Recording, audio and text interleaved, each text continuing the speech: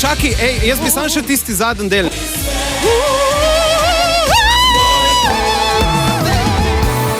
Vid voditelj na Radiu Robin. Pevec in imitator, ki se je odlično znašel tudi v šovu Znan obraz, ima svoj glas, Alex Volasko. In z eno imitacijo si celo zmagal.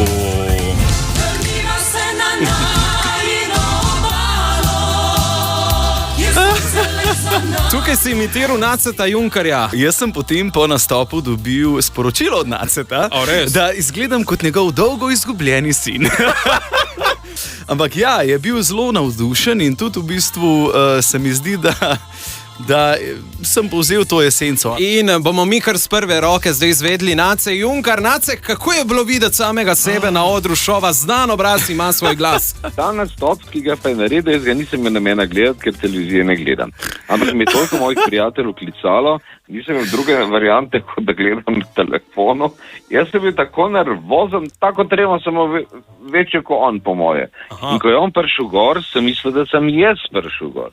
In jaz sem mislil, da bosta vzela vsaj kakšno nižjo tonaliteto, ma ne, je bilo visoko. Visoka? Ker to je zelo, zelo težko peti. Res je težko peti. Je težka pesem za moškega. No, in je to zelo, zelo dobro odpel. No, torej, če boš kdaj odsoten, Nace, bi Alex lahko vskočil. Za marsikatero stvar, ne. Imam pa eno veliko željo. Alex, veš, zelo rad bi, da mi zdaj ti napišeš eno skladbo in da jo posnamem. Mislim, da imamo že prvi izziv za Aleksa, da Nace tu napiše komad. Zdaj mi že biznis rihteš. No, jaz imam tukaj 3 ovojnice. In 3 različne imitacije iz oddaje. Od 11 sem zbral 3. Tiste, ki so se meni zdele najtežje. Sem vedel, da ne morem uiti temu. Ja. Tako, in zdaj boš ti izbral, katero nam boš predstavil v nadaljevanju. Ajde, gremo sta srednja. Sredinska, da vidimo, katera je, kaj imamo. Ja, rožica z juga. Alenka Gotar in Cvet z juga. In da bo Alenka taka, kot mora biti, imamo tukaj tudi črno lasuljo. Ne bom zdaj pa, če smo še zjutraj praktično. Ja, za glasbenike smo res še v čistem jutru. Ja, kar odkašli se. Čakaj, okej.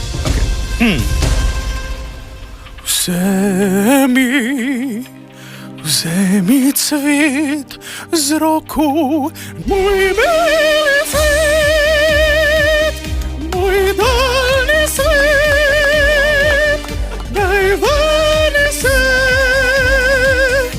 če čakam da.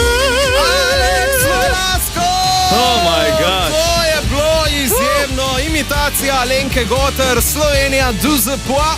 Čakaj, jaz bi sam še tisti zadnji del, ne? Ko gre malo višje. Ako malo višče, kaj tako z lučko svetilko. Ko je malo višje, pa dajmo še tisto slišati. Evo, zadnji refrenček.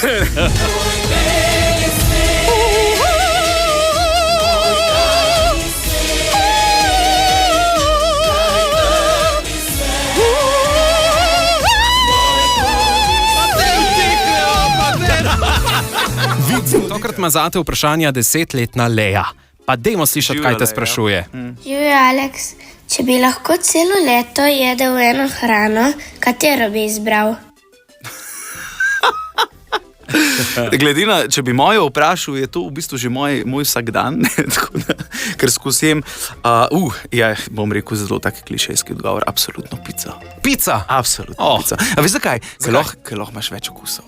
To pa je res, to pa je ogromno. Mesna, zelenjavna. Pa gremo še na zadnje vprašanje. Kakšno bi bilo tvoje ime, če bi se lahko preimenoval? Ok, tukaj pa imam eno anekdotico. Ne, da bi se preimenoval. Jaz sem namreč rojen na Martinovo nedeljo. Res? In ne bom zdaj nobenega tunku, ampak eden izmed mojih staršev zelo vztrajal pri imenu Martin, medtem ko je ta drugi starš zelo vztrajal, da to pa že ne, da to je pa tako ime, ki bo on na Martinovo pa vsakič pijan, da to pa mu ne smemo dati, da ga bo to zdaj zaznamovalo in da to pa ne, da bo pa kar Aleksander.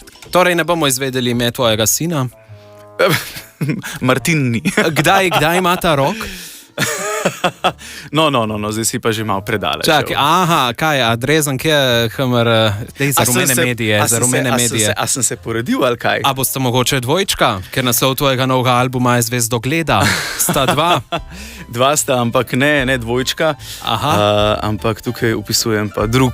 A smo razkrili resnico? Ampak ti pa moram povedati, da ne se izogibati, torej dvojčka. Ampak ti povem, da sem velikrat razmišljal o imenih, ki so mi zelo všeč.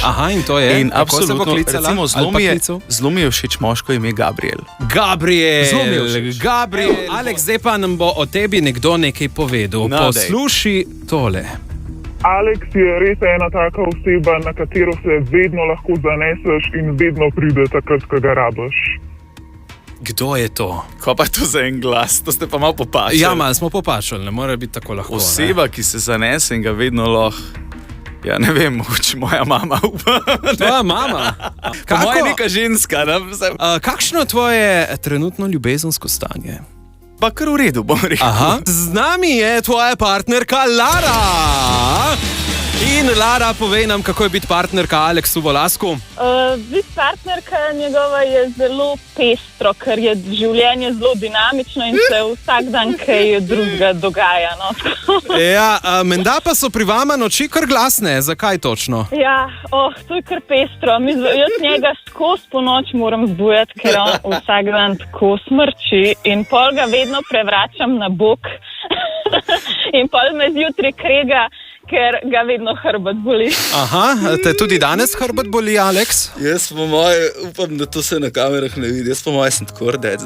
Ja, rdeč si korak, ampak to je lučka. To je od lučke, ja.